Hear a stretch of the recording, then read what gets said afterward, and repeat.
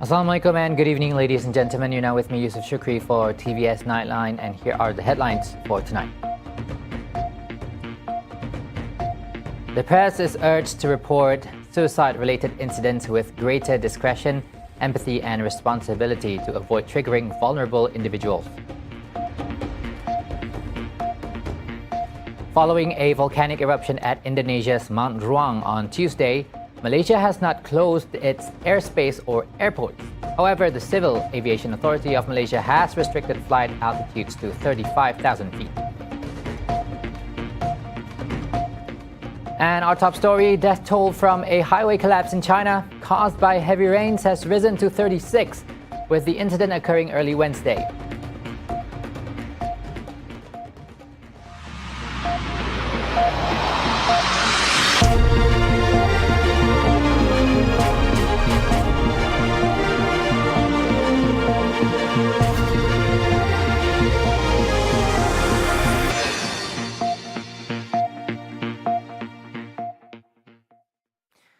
The death toll from a highway collapse in southern China's Guangdong province has risen to 36 as rescue work continued. According to state media, heavy rains caused a stretch of road running from Meizhou City towards Dabu County to cave in at around 2:10 a.m. local time on Wednesday. Footage by state media on Tuesday show excavators digging through the muddy hillside below the collapsed road. Nearby, a crane lifted charred, wrecked vehicles onto a lorry as people watch from behind a condor. Vehicles careened into the nearly 18-meter-long gash in the tarmac and plummeted down the steep slope below. Guangdong, a densely populated industrial powerhouse, has been hit by a string of disasters attributed to extreme weather events in recent weeks. The storms have been much heavier than expected this time of year and have linked to climate change. According to state media, the highway collapse trapped over 20 vehicles and involved 54 people. It added that 36 people have died and 30 people have been injured, but the injuries were not life-threatening. The death toll was up from 24 people on Wednesday afternoon. State media called the road collapse a natural geological disaster caused by the impact of persistent heavy rain. Around 500 people have been dispatched to help with the rescue operation. Following another volcanic eruption at Indonesia's Mount RUANG on Tuesday, April 30th, Malaysia has not halted the operations of its airspace or airport. Civil Aviation Authority of Malaysia (CAAM) in a statement said flight altitude, however, has been restricted to 35,000 feet as the ash cloud from the eruption reached between 45,000 and 63,000 feet with a buffer of 10,000 feet. And based on the trajectory model from the National Oceanic and Atmospheric Administration (NOAA), volcanic ash is expected to enter the airspace and have a significant impact throughout the forecast period until May 5th. Now, Mount RUANG, situated north of Sulawesi and east of Sabah, began erupting in April and has affected 214 flights in and out of Sabah and Sarawak. The volcanic dust was a hazard for aircraft as it can damage avionics.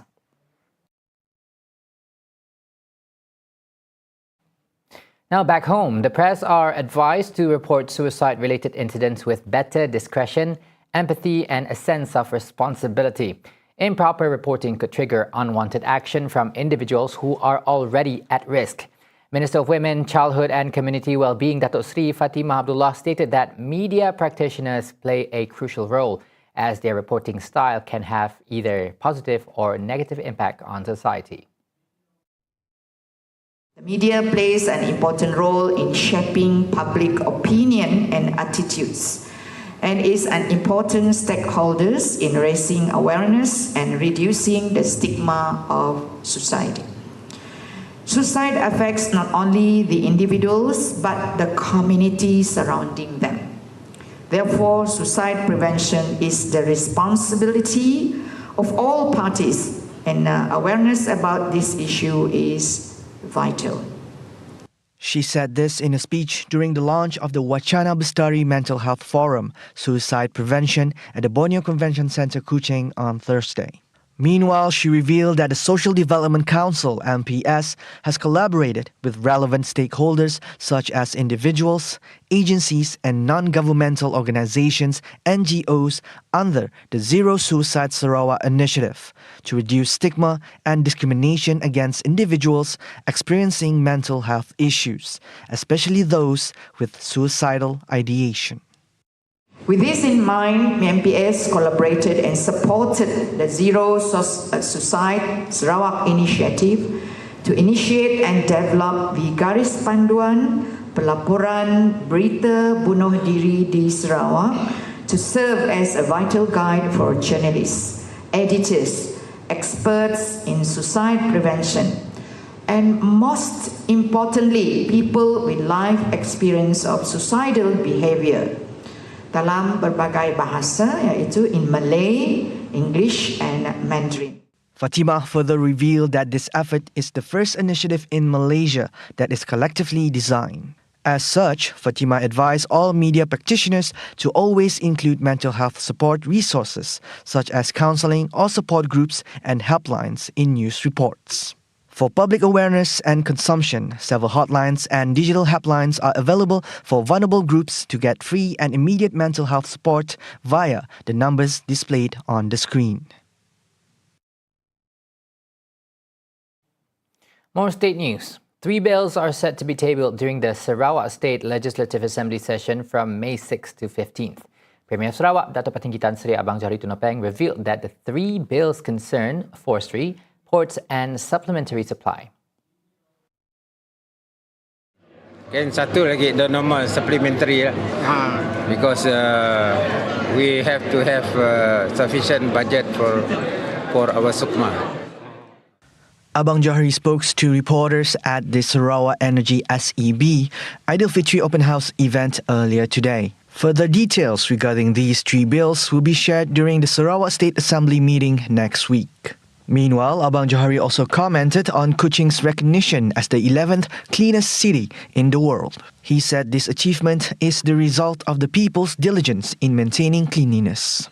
We must appreciate Kuching Punurang for their part in maintaining cleanliness di Kuching. So the next question is how we're going to maintain and improve lagi lah. Additionally, comprehensive developments regarding this matter will be discussed during the North Kuching City Hall DBKU Aidilfitri Open House event scheduled to take place soon. The Sarawak government is awaiting green light from Bank Negara Malaysia BNM for its bid for an increased stake in Affin Bank Berhad. Premier Sarawak Dato' Patinggitan Seri Abang Jari Tunapeng said the state government currently has a 4.95% stake in Affin Bank, and the state's investment arm, State Financial Secretary, as well as the Armed Forces Fund Board are in negotiations for it to acquire an additional stake. More or less finalized. It's just a matter of officially approval from the negara. Waiting for approval. Ya. Tapi prosesnya semua dah habis. Sudah siap lah. So apabila majoriti kita shareholding kita majority block majority, which is maximum of 32% ada bank negara. Jadi tentu sekali lah ada perubahan dalam lembaga. In February, Abang Johari said the Sarawak government made its initial investment in Affin Bank in April last year because of its strong performance. He said Sarawak investments in the banking sector, including in Affin Bank, would boost the state's small and medium-sized enterprises, as well as business activities. Abang Johari also hinted at the possibility of the Sarawak government assuming control of additional major entities in 2024 to play a greater role in its economic development and to protect its rights. Now, during the same event, Abang Johari said Sarawak boasts abundant timber resources, eliminating the need to import from foreign countries when utilizing wooden pallets for renewable Sarawak energy production. And he emphasized the potential of tree planting to ensure forest conservation and a sustainable supply of wood, promoting the transition from coal to biomass energy sources. Kita ada coal plant, khususnya di Sejingkai. aluminium. What we do is change daripada coal dengan biomass. He disclosed that Sarawak Energy SEB is currently mulling the idea. Previously, Abang Johari announced Sarawak's plan to transition 2 coal-powered plants in Sejingkat and Balinggian into biomass-based facilities. He cited the Drax facility in the United Kingdom, which he visited recently during an official trip to the UK, as an example of a power plant successfully transitioning from coal to biomass as a source of energy. In another development, to elevate Sarawak's performing arts industry to greater heights, the old State Legislative Assembly Dun building will be upgraded and refurbished with a total allocation of 260 million ringgit. Abang Johari said this allocation is to ensure that all of the upgrading process, including the equipment, are of state-of-the-art standards. Apa orang nyebut tu? Nyebut audio, suaranya must be good. Uang mula persembahan saya dah pakai mic. Yang saya dah pakai mic. Kalau kita ada katalah kita ada theater play kita mengenai dengan gentap. Persembahannya tanpa mic. Suaranya dapat didengar bang. Dan ia adalah natural. Dan kita mempunyai center macam dia. Natural. Dan adalah mungkin mic tapi si nampak elektronik nya si nampak tapi nya very natural baguslah ada sikit mulai bawaya-waya tak ya napa nak berlakon bawaya-waya dia dah bawaya-waya berlakon ada kini tu nak di dekat di situ ni ada gerak ya Sarawak pun performing art. The standard is very high. Tanpa cara tu. Dan saya fikir standard budaya pun ada. He spoke during the launching and handing over of Performing Arts Centre site at the Old Dune earlier today. The centre is set for completion by 2027. Abang Johari added the government's big investment for the centre is expected to give lucrative economic returns, especially to the arts industry, that also positively impact the tourism industry. He quoted an example where Singapore signed a contract with world superstar Taylor Swift, who toured at the country for 6 consecutive days during her Eras tour. Apa yang berlaku pada Singapura, dia ada kontrak dengan Taylor Swift. Dia ada Taylor eksklusif. Jadi fan Taylor Swift semua pergi Singapura. Dan dia beri insentif. Singapura beri insentif. Tapi dia punya spin-off begitu tinggi dari segi nilai budaya selain daripada nilai keuangan. Kita nak buat kedai lah. Tapi maunya hall kita teruk. Orang nak datang. Sebab dia you must be of certain international standard. The design of the centre will be inspired that of the Royal Albert Hall in London and another art centre in the United States. The centre will feature a 754-people multi-purpose hall, a theatre hall fit for 528 people, theatre studio with a capacity of 134 people, music studio, recording studio, black box, dance studio, among others. Apart from that, the bangunan lapau located right beside the Old Dune will be transformed into a fine dining restaurant, while the compound located in front of the dune will be renovated with a budget of 60 million ringgit. Karena waktu itu kita sudah ada kapal terbang sendiri. Jadi ini adalah satu daripada infrastruktur kita untuk mengalakkan dan melonjakkan industri pelancongan dan perkhidmatan di Sarawak. Jadi apa yang perlu ialah ia adalah within the belt, tourism belt. Antara Borneo Culture Museum, kita ada galeri, kita akan mungkin mengambil alih bangunan yang lama, saya tak boleh sebut nama lah sekarang, dan kita connect kepada Darul Hana pun jabatan hingga ke sini. An Agricultural Product Collection Centre, or APCC, is sorely needed in Machan constituency as it enables farmers to sell their product to the public and reach a wider market. And according to Machan Assemblyman Alan Siden Gramong, agriculture is the staple economy of the area that nevertheless lacks proper infrastructure for promotion and marketing for its products. Speaking to TVS earlier today, Alan said that his party has already proposed the idea, but the current status of its execution will be among the highlights to be tabled in next week's State Legislative Assembly sitting.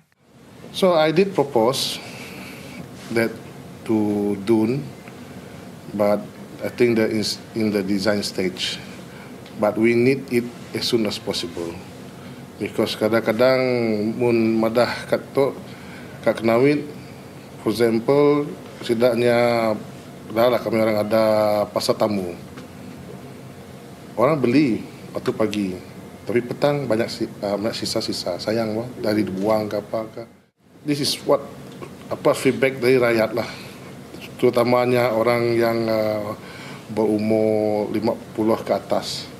Setidaknya anak semua dah kerja kat luar negara, ke luar Sibu.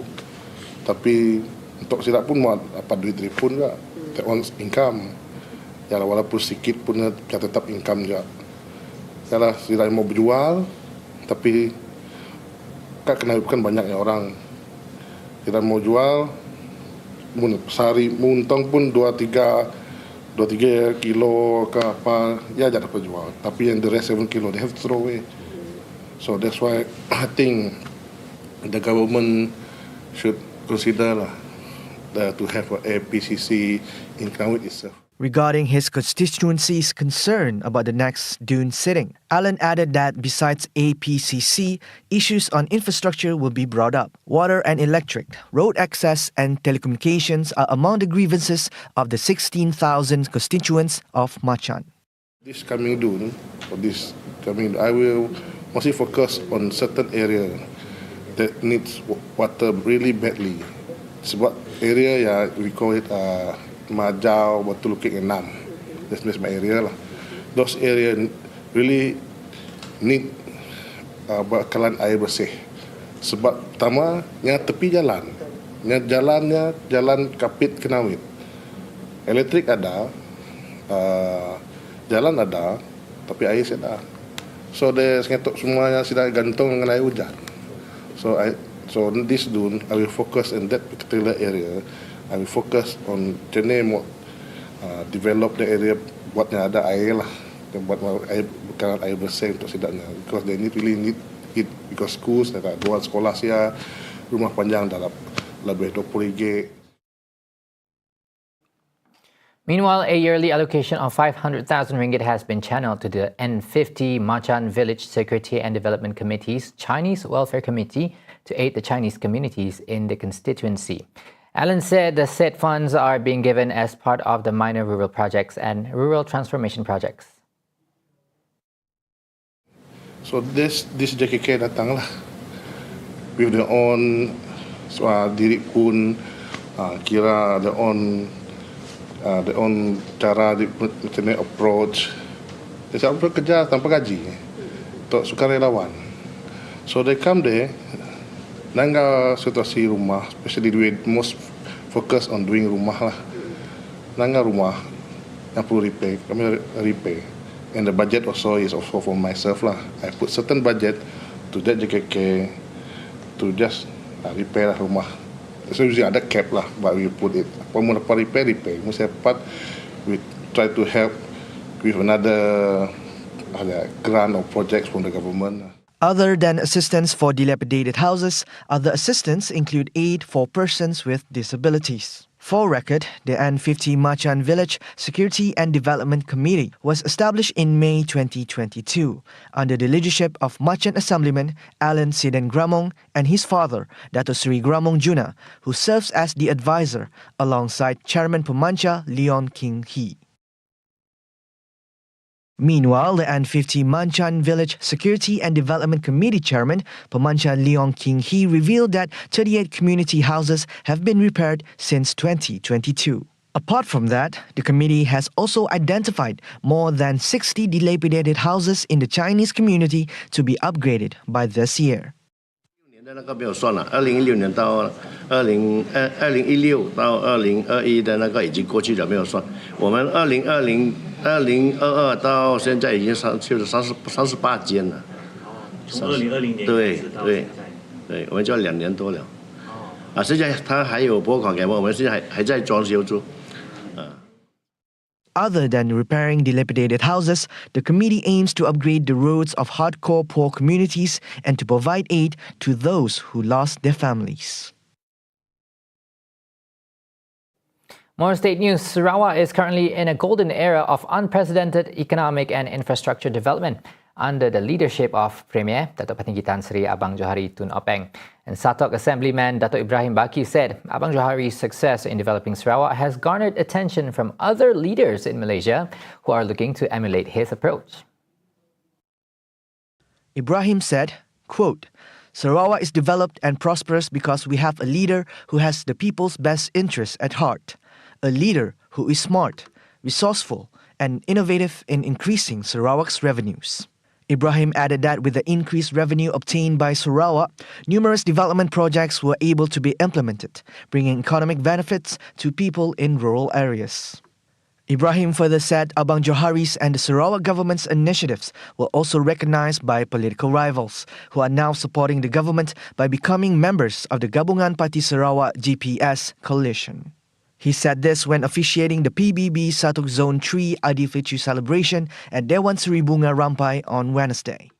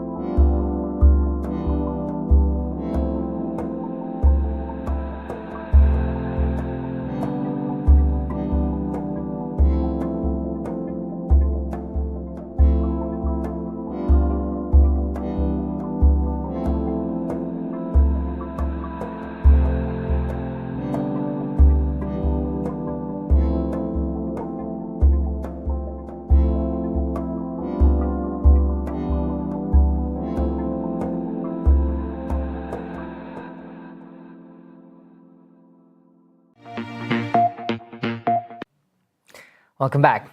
Now, Microsoft has pledged over 10 billion ringgit investment in artificial intelligence and cloud computing in Malaysia on Thursday to help develop the country's AI infrastructure. The tech giant's chief executive, Satya Nadella, is on a three-nation tour of Southeast Asia, Indonesia, Thailand and Malaysia to announce a range of investments in data centers, AI and cloud services. So I'm very, very pleased to announce that we at Microsoft are going to train 2.5 million people by 2025 across the ASEAN region. In fact, 840,000 right here in Indonesia. He also confirmed the investment in his keynote speech, saying he was pleased to announce the expansion. We will have the world-class training inference infrastructure, whether it's NVIDIA, whether it's AMD or Microsoft's own Maya chips, will all be part of the data center infrastructure, allowing every developer to be able to train their models, do their best inference of their models through all of the infrastructure. It said the cash would help to build AI and cloud infrastructure in Malaysia, creating an AI center of excellence and giving AI training to as many as 200,000 Malaysians. The pledge comes after he announced a $1.7 billion investment in Indonesia, as well as Thailand's first data center region this week to boost cloud and artificial intelligence infrastructure. Research by global consulting firm Kearney showed AI was poised to contribute $1 trillion to Southeast Asia's gross domestic product by 2030, with Malaysia's predicted to see more than a tenth of that. Microsoft began its operation in Malaysia in 1992, according to its official website, and now employs more than 200 employees across its offices in Kuala Lumpur and in northern Penang. Ministry of Transport have announced that the Fly Siswa initiative, which offers subsidies for domestic flight tickets to public university IPTA students, has resumed today. The ministry said in a statement that IPTA students can verify their eligibility by visiting the website at subsidiudara.mot.gov.my.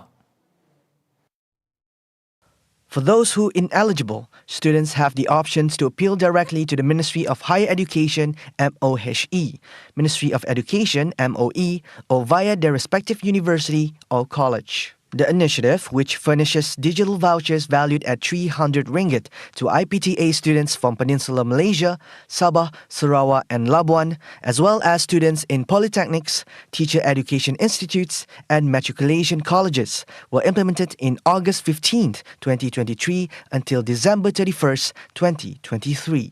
Once an application is approved, the airline will issue a digital voucher worth 300 ringgit to the students as a credit shell for buying flight tickets. Should the ticket purchase cost less than 300 ringgit, the remaining balance will remain in the credit shell and can be utilized for future ticket purchases. Previously, Prime Minister Datuk Seri Anwar Ibrahim declared the continuation of this flight ticket subsidy program for 2024 during the tabling of Budget 2024. This initiative is expected to benefit approximately 60,000 students, including new IPTA students.